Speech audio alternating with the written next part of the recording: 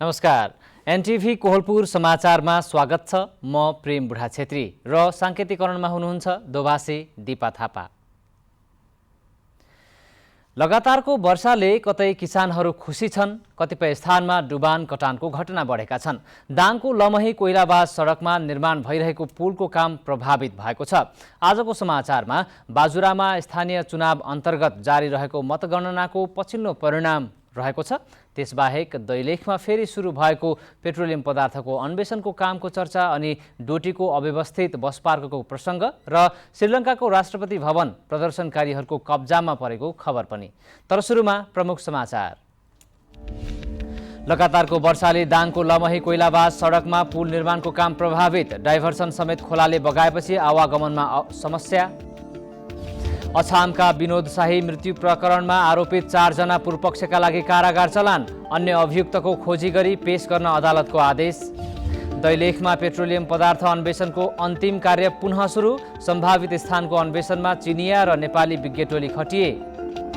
श्रीलङ्कामा आर्थिक सङ्कट सुरु भए यताकै ठूलो प्रदर्शन। आन्दोलनकारीहरूले राष्ट्रपति भवन कब्जा गरी उत्सव मनाए। राष्ट्रपति सुरक्षित स्थानमा भाग्न सफल। र अर्जेन्टिनाका midfielder Di Maria Italian club युभेन्टसमा अनुबन्धित 1 वर्षको सम्झौता। मारियाले 22 नम्बरको जर्सी लगाउने।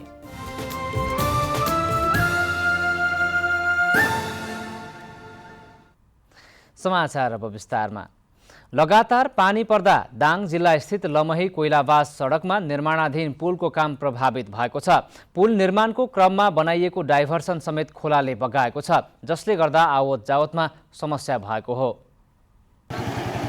लमही नगरपालिका वडा नम्बर 5 बगैसोतामा पक्की पुल निर्माणको काम 5 महिना अघिबाट सुरु भएको थियो। यो अवधिमा पुलमा एउटा पिल्लरको काम मात्रै सकिएको छ, बाँकी काम अघि बढ्न नसकेको हो। लगातार पानी पर्दा पुल निर्माणको काम समेत प्रभावित भएको छ। पुल निर्माणको क्रममा बनाइएको डाइभर्सन समेत बगाउँदा सर्वसाधारणलाई थप शास्ति भएको छ। खोला वारपार गर्न नसक्दा रोजीरोटीमा असर परेको स्थानीय खुमलाल सापकोटाले बताउनुभयो। वरिपरि गर्नै सकिएको छैन। उहाँ अटो ल्याएर राखिएको छ, पुल हाल्ने भनेर पुल भत्काए। यो समस्या पर्यो अहिले। 2 वर्ष अघि नेपाल भारत जोड्नका लागि हुलाकी सडक निर्माण भयो। सडक बनिसक्दा पनि पुल बन्न बाँकी नै थियो। फराकिलो सडक तर साँगुरो पुल हुँदा समस्या भइरहेको समयमा पुल 81 भत्किएपछि नयाँ बनाउन थालिएको हो। पटक पटक सोतामा आएको बाढीले डाइभर्सनमा क्षति पुर्याएको गाल्बा मेनका जेबीका साइड इन्चार्ज सुनिल कुमार न्युपानेले बताउनुभयो। डाइभर्सन पनि 8 चोटि भन्दा 9 चोटि धेरै चोटि गराइसक्यो। अब बर्खाले चाहिँ एकदमै असर गरेको छ। 3 करोडको लागतमा 19 महिनाभित्र काम सम्पन्न गर्ने लक्ष्य छ। तर लगातार परिरहेको पानीले पुल निर्माणको कामसँगै आवागमनमा समस्या थप्दै लगेको छ। दशरथ घिमिरे, नेपाल टेलिभिजन, लुम्बिनी प्रदेश, दाङ। पाल्पाको सिद्धार्थ राजमार्ग अन्तर्गत तानसेन बुटवल सडक खण्ड एकतर्फी खुलेको छ। ढुङ्गासहितको पहिरो खसेर अवरुद्ध सडकको ढुङ्गा हटाएपछि एकतर्फी सडक सञ्चालनमा आएको हो। दिउँसो पानी पर्न छाडेपछि तिनाउ 3 को नाग मन्दिर नजिकै पहिरो खसेर सडक अवरुद्ध भएको थियो। दोभान प्रहरी चौकीका अनुसार हालका लागि ढुङ्गा हटाएर एकतर्फी सवारी पास गराइएको छ।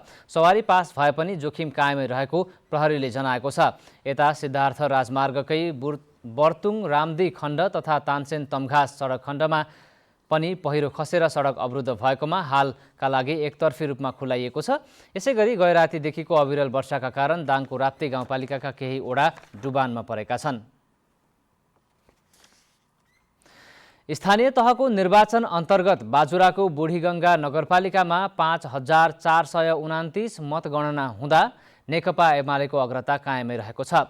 एमालेका नगर प्रमुखका उम्मेद्वार रामबहादुर बानियाले आफ्ना निकटतम प्रतिस्पर्धी कङ्ग्रेसका रङ्गबहादुर खातीभन्दा करिब दोब्बर मतान्तर बनाउनु भएको छ।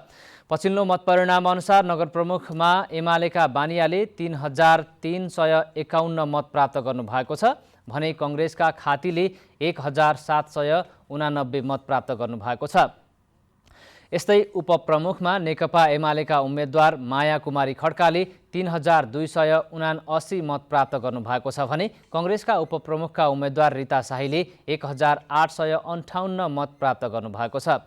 बुढीगङ्गा नगरपालिकाको वडा नम्बर 1, 2, 3, 8, 9 र 10 गरी 6 वटा ओडाको मतगणना सम्पन्न भइसकेको छ। अब 4 वटा ओडाको मतगणना बाँकी रहेको छ।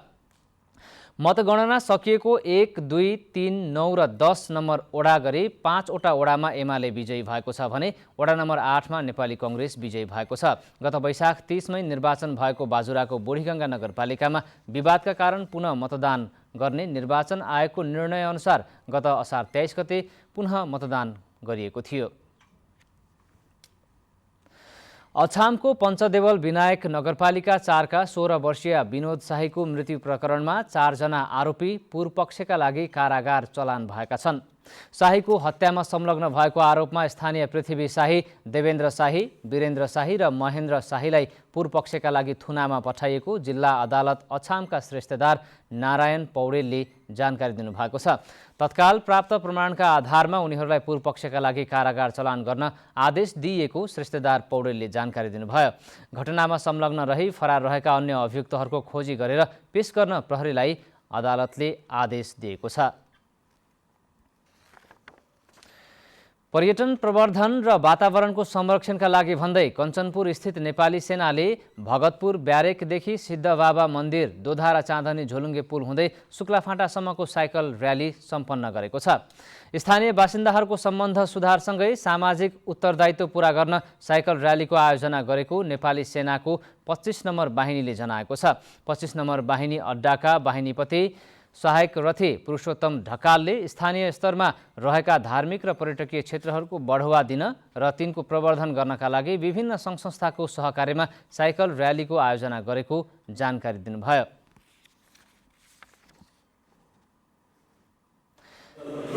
महसुस गरेपछि तर यसको सबैभन्दा सबैभन्दा कि भनेकै तपाईँ हामीहरू नै हो, जो चाहिँ सहभागीहरू हुनुहुन्छ, भाइ बहिनीहरू हुनुहुन्छ, साथीहरू हुनुहुन्छ, उहाँहरूले नै यसलाई लिफ्ट गर्नु हो, त्यहाँ सहभागी भएको र त्यो स्पोर्टिङ एउटा इभेन्टमा चाहिँ यहाँहरूको चाहिँ जुन सहभागिता थियो, उत्साहहरू गर्दो थियो, यसलाई कन्टिन्यू गर्दै जानुहोस्, यसलाई चाहिँ परिमार्जित गर्दै जानुहोस्।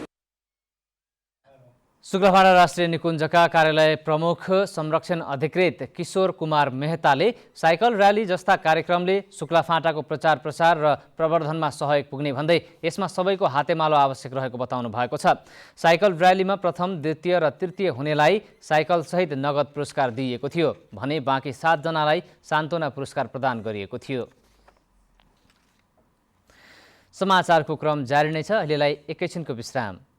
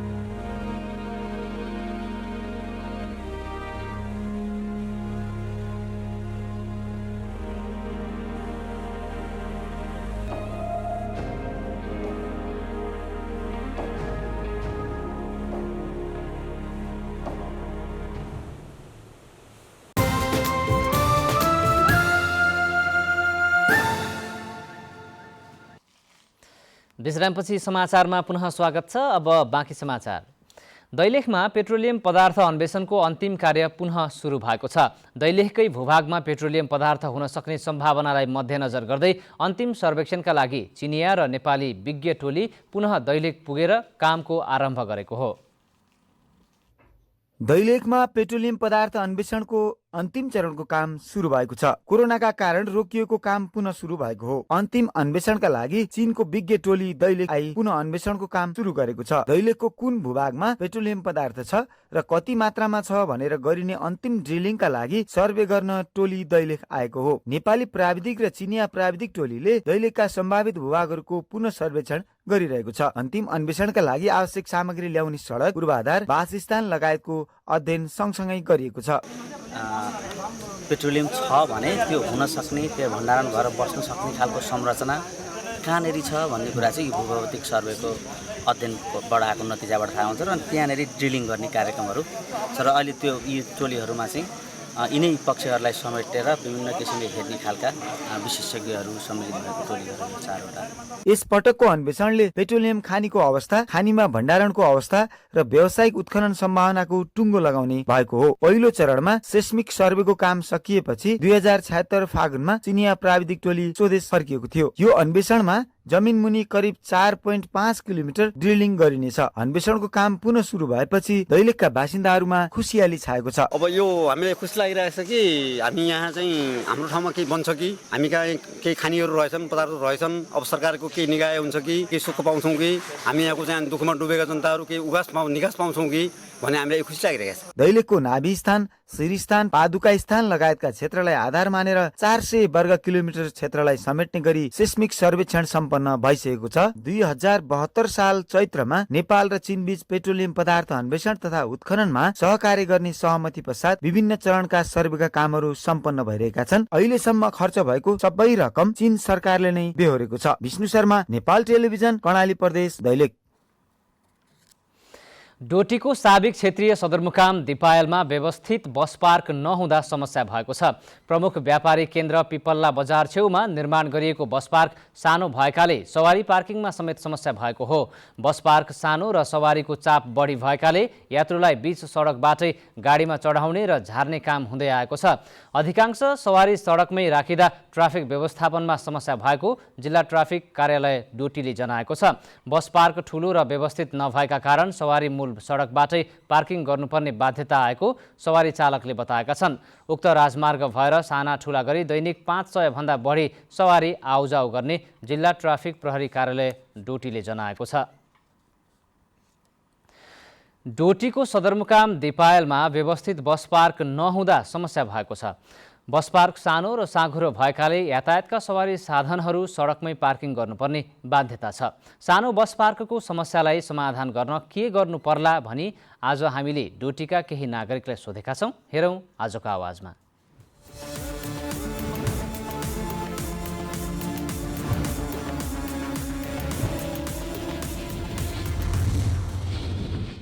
दिपायल सिलगढी नगरपालिका वडा नम्बर 2 मा अब यो बस पार्कका लागि जग्गा खरिद गरिएको भन्ने छ र अब त्यो खरिद गरेको जग्गालाई व्यवस्थापन गरेर कसरी हुन्छ त्यसमा नयाँ ढङ्गले अलिकति फराकिलो र ठुलो गरेर त्यो बस पार्कको व्यवस्थापन गर्न सकिन्छ भन्ने लाग्छ। त्यो समस्यालाई समाधान गर्नको निम्ति जो नगरपालिकाले खरिद गरेको जग्गा छ त्यो जग्गालाई उपयोग गर्दाखेरि अझ उत्तम होला र व्यवस्थित रूपमा त्यसलाई संरचना बनाएर सही तरिकाले युज गर्दाखेरि फलदायी होला। अब हामीसँग 250-वटा यो सलिसरीमा जीपहरू भएको अनि 15-20वटा बसहरू, केही अब हाइसहरू 8-10वटा सलिसरीकै हाइसहरू छ अनि सुदूरपश्चिमको त 20-22वटा हाइस छ होइन। अनि त्यहीमा फेरि हाम्रो नगरको बसहरू पनि छ। अब हुँदाखेरि अब त्यो ठाउँमा अब गएर त्यहाँ पार्किङ गर्न बस पार्क भनौँ न त्यति उपयुक्त नहुँदाखेरि अब राम्रो ठाउँ खोजेर कुनै ठाउँमा व्यवस्थापन गर्दा राम्रो हुन्छ भन्ने मलाई लाग्छ होइन। बस पार्क बनाइदिनु पऱ्यो अनि बस पार्कको लागि त्यस्तो ठाउँ अलग ठाउँ किनेको छ, त्यो ठाउँमा किनेर बनाउनु पऱ्यो, ठुलो बनाउनु पऱ्यो, चाप अलिक कम गराउनु पऱ्यो। रोडमा अब त्यो प्राइभेट गाडीहरू जस्तो कालो पिलेट भन्दा ज्यादा त प्राइभेट गाडीहरू स्ट्यान्ड हुन्छन्, त्यसले गर्दाखेरि पनि ज्यादा चाप हो अनि बस पार्कको चाहिँ व्यवस्था भएन। दिपायल पिपल्ला स्थित बस पार्कमा जुन सवारी साधनको चापहरू बढिरहेको छ, दिनानुदिन त्यहाँ तपाईँको थुप्रै गाडीको सङ्ख्याहरू पनि बढिरहेको छ होइन। त्यसै गरी सेवाग्राहीहरू तपाईँको यातायातमा आवत जावत गर्ने क्रम पनि त्यत्तिकै बढिरहेको सदरमुकाममा रहेको ठाउँ हो दिपायल। त्यो लिजमा भएको कारणले चाहिँ अहिले पनि बस पार्क व्यवस्थित बन्न सकेको छैन। तर योभन्दा अगाडि नै तपाईँको दिपायल सिलगढी नगरपालिकाले आफ्नै जग्गा खरिद गरेर जुन तपाईँको बस पार्कका लागि भनेर खरिद गरिएको छ सोही जग्गामा चाहिँ अब यथाशीघ्र चाँडोभन्दा चाँडो दिपायल सिलगढी नगरपालिकाको ध्यानाकर्षण भएर सम्बन्धित निकायसम्म त्यो कुरा पुर्याएर त्यसलाई चाँडोभन्दा चाँडो व्यवस्थापनमा ल्याउँदा चाहिँ एकदम उचित व्यवस्थापन होला।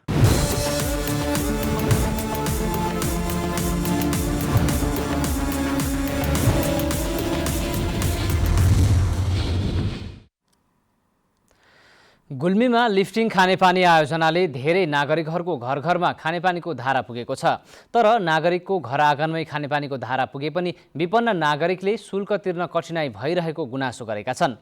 आर्थिक अवस्था कमजोर भएका परिवारले लिफ्टिङ खानेपानी महँगो बनेको भन्दै महसुल घटाउनु पर्ने माग गरेका छन्।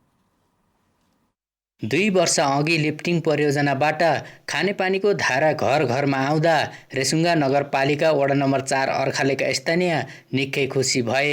तर त्यो खुसी धेरै टिक्न पाएन। न्यून आर्थिक अवस्था भएका कारण खानेपानीको महसुल तिर्ने उनीहरूलाई धौधौ पर्न थालेको छ। अघिल्लो स्थानीय सरकारले खानेपानीको धारा उपलब्ध गराएर सहज बनाएको र अहिलेको सरकारले खानेपानीको शुल्क घटाएर राहत दिनुपर्ने उनीहरूको माग छ। पानीको सुविधा त हामीलाई छ। अब अहिलेसम्म पानी आइरहेछ, दैलोमा आएछ, तर पनि हामीलाई पानी आए पनि हामीले पहिलेदेखि अब पानी धेरै भयो, पानीको शुल्क कम गराइदिनुहोस्, नभएर पनि अब निःशुल्कै हुनुपर्छ भन्ने माग चाहिँ हाम्रो पहिलेदेखि छ। अहिले पनि गराउने भन्ने कुरा भइरहेछ। अब हुन्छ के भन्ने त्यही प्रतीक्षामा छौँ। प्रदेश र केन्द्र सरकारको गरी 53 लाख आर्थिक सहयोगमा सम्पन्न रोहिदी पाण्डे भण्डारी टोल लिफ्टिङ खानेपानी परियोजनाले यहाँका 35 घरधुरीलाई राहत त दियो, तर आर्थिक अवस्था कमजोर हुँदा खानेपानीको शुल्कका कारण उनीहरू चिन्तित समेत बनाएको छ। मिस्त्री खर्च तथा अन्य व्यवस्थापन खर्च बाहेक 5 युनिट खानेपानीको लागि यहाँका जनताले मासिक 250 रुपियाँ तिर्दै आएका छन्। उपभोक्ता समितिलाई समस्या सिर्जना भएको बताउँदै विद्युत महसुलमा छुट दिनुपर्ने भनाइ छ। अहिले त एकदम सहज छ पानीको लागि त। यति विद्युत महसुल महँगो हुनाले मात्रै गाह्रो हो हामीलाई। बिल तिर्नै मुस्किल छ। अरू त पहिला भन्दा त अहिले पानीलाई त धेरै सुविधा छ, तर बिल तिर्न हामीलाई बहुत असुविधा भएको कारण छ। खानेपानीको धारा पुगेर पनि शुल्कका कारण समस्यामा परेका जनतालाई राहत दिने प्रतिबद्धता स्थानीय सरकारको रहेको छ। बढी महसुल छ नि, त्यसलाई नेपाल सरकारको र स्थानीय सरकारको एउटा नर्म्समा टेकेर हामीले केही सहुलियत गर्ने चाहिँ योजनामा छौँ। खानेपानीको धारा घर घरमा पुगेर मात्रै जनता खुसी हुँदैनन्, सही अनुरूपको आर्थिक आय आर्जनको माध्यम पनि चाहिन्छ भन्ने उदाहरण गुल्मी अर्खालेका नागरिक बनेका छन्। अनिल खत्री, नेपाल टेलिभिजन, लुम्बिनी प्रदेश, गुल्मी। समाचारको क्रम जारी नै छ, एकैछिनको विश्राम।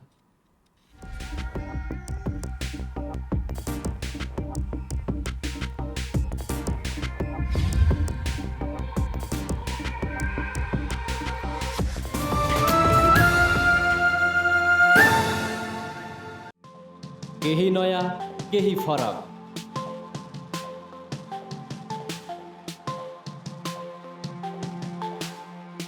राष्ट्रिय सञ्चारको मेरुदण्ड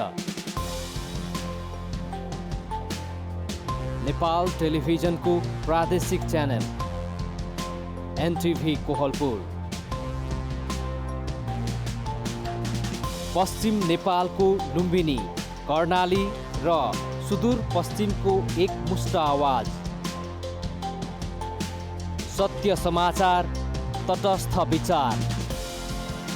कार्यक्रममा मौलिकता, समावेशिता र विकासमा विस्तार।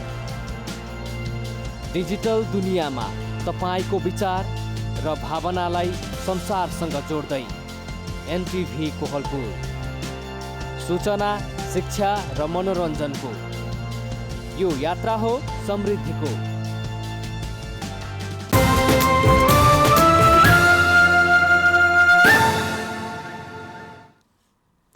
तपाईं एनटिभी कोहलपुर हेर्दै हुनुहुन्छ। अब बाँकी समाचार।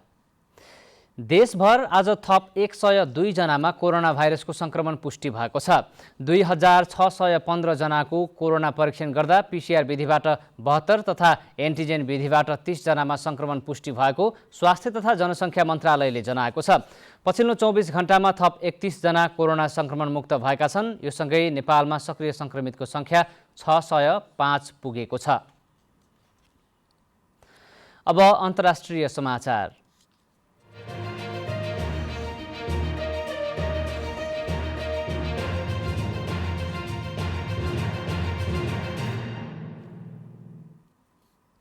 श्रीलङ्कामा आन्दोलनकारीहरूले राष्ट्रपति गोटाबाया राजापाक्सेको निवास कब्जा गरेका छन्।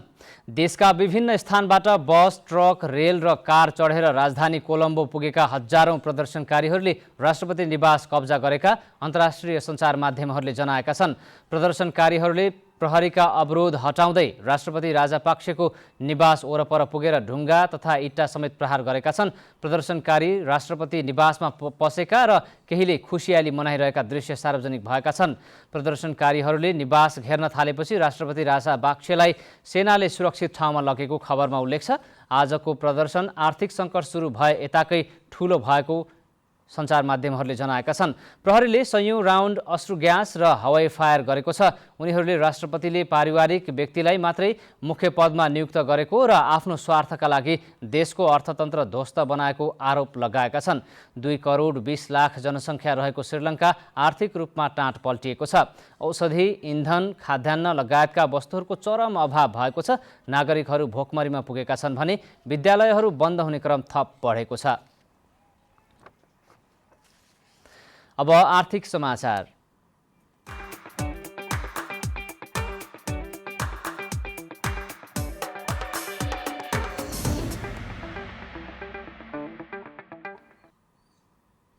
कर्णाली प्रदेश सरकारले चालु आर्थिक वर्षको 36 अर्ब 57 करोड 97 लाख बजेट मध्ये असार महिनामा मात्र 11% बजेट खर्च गरेको छ।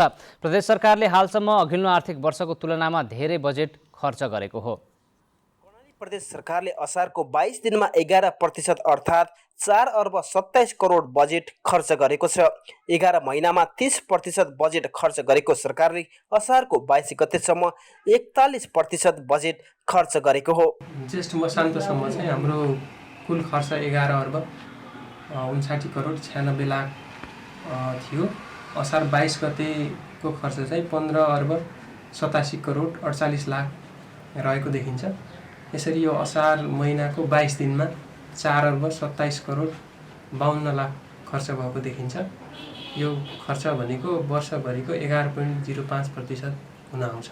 यता प्रदेश सरकारले बजेट खर्च गत वर्षको भन्दा सुधार्नु भएको दाबी गरेको छ। खरिद प्रक्रिया, सम्झौता र काम सम्पन्न गरी असारमा मात्र भुक्तानी गर्ने प्रवृत्तिले बजेट खर्च असारमा बढी देखिएको हुँदा आगामी वर्षदेखि भुक्तानी प्रक्रियालाई सुधार्न प्रदेश सरकारले तयारी थालेको छ। भुक्तानीको शेड्युल अथवा खर्चको शेड्युल जे बनाएको थियो त्यो शेड्युल मुताबिक त जान सकेन, तर पनि के सुधारको सङ्केतहरू देखा परेका छन्। यसलाई हामीले आगामी आर्थिक वर्षमा भर्खरै बजेट प्रस्तुत भएको छ। आगामी आर्थिक वर्षमा यसलाई बढीभन्दा बढी सुधारेर अगाडि बढ्ने प्रक्रियामा लिने गरी हामीले विनियोजन पनि गरेका छौँ र कार्यान्वयनको प्रक्रिया पनि अगाडि त्यसरी बढ्छ। विनियोजित बजेट खर्च नहुने प्रणाली सुधार गर्न संविधानमा भएको व्यवस्था अनुसार सरकार जेठ 15मा नै बजेट ल्याई पास गर्दै आएको छ। नयाँ आर्थिक वर्षको सुरुवातमै पूर्ण बजेट कार्यान्वयन गर्ने परम्पराको थालनी गर्नमा प्रदेश सरकारले तदारुकता देखाउन थालेको छ। नेपाल टेलिभिजनका लागि मानबहादुर ओली, कर्णाली प्रदेश, सुर्खेत। अब खेलकुद समाचार।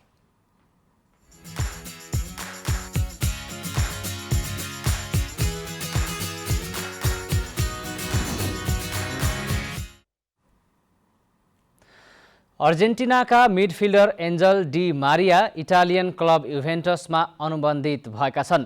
34 वर्षका मिडफिल्डर डी मारियाले फ्री ट्रान्सफर मार्फत युभेन्टससँगको 1 वर्षको सम्झौता गरेका हुन्। सिजनको अन्त्यसँगै 7 वर्षपछि उनले French club Paris Saint Germain PSG छाडेका थिए। सन् 2015मा स्पेनिस क्लब रियल मड्रिडबाट इङ्ल्यान्ड कीर्तिमानी मूल्य 59.7 मिलियन पाउन्डमा म्यान्चेस्टर युनाइटेड आएका डी मारिया त्यसको 1 सिजनपछि 44.3 मिलियन पाउन्डमा PSG पुगेका थिए। PSG मा रहँदा उनले 294 खेलमा 91 गोलसँगै 111 असिस्ट दिएका छन्। सन् 2008 देखि अर्जेन्टिनाको टोलीमा रहेका उनले 122 क्याम्प जित्दा 25 अन्तर्राष्ट्रिय गोल गरेका छन्। अब मौसम।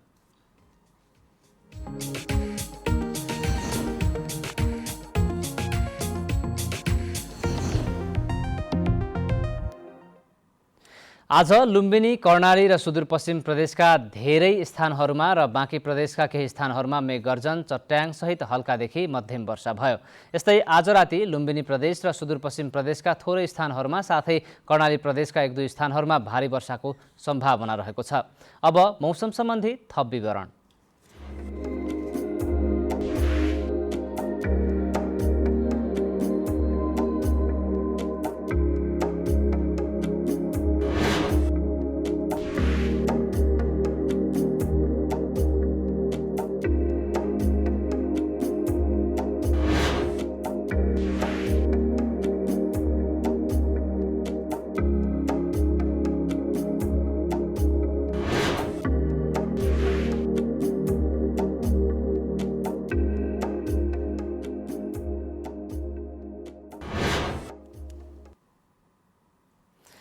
समाचारको अन्त्यमा प्रमुख समाचार पुनः एकपटक। लगातारको वर्षाले दाङको लमही कोइलाबास सडकमा पुल निर्माणको काम प्रभावित, डाइभर्सन समेत खोलाले बगाएपछि आवागमनमा समस्या। अछामका विनोद शाही मृत्यु प्रकरणमा आरोपित 4 जना पूर्वपक्षका लागि कारागार चलान, अन्य अभियुक्तको खोजी गरी पेश गर्न अदालतको आदेश। दैलेखमा पेट्रोलियम पदार्थ अन्वेषणको अन्तिम कार्य पुनः सुरु, सम्भावित स्थानको अन्वेषणमा चिनिया र नेपाली विज्ञ टोली खटिए। श्रीलङ्कामा आर्थिक सङ्कट सुरु भए यताकै ठूलो प्रदर्शन, आन्दोलनकारीले राष्ट्रपति भवन कब्जा गरी उत्सव मनाए, राष्ट्रपति सुरक्षित स्थानमा भाग्न सफल। र अर्जेन्टिनाका midfielder Di Maria Italian club युभेन्टसमा अनुबन्धित, 1 वर्षको सम्झौता, मारियाले 22 नम्बरको जर्सी लगाउने।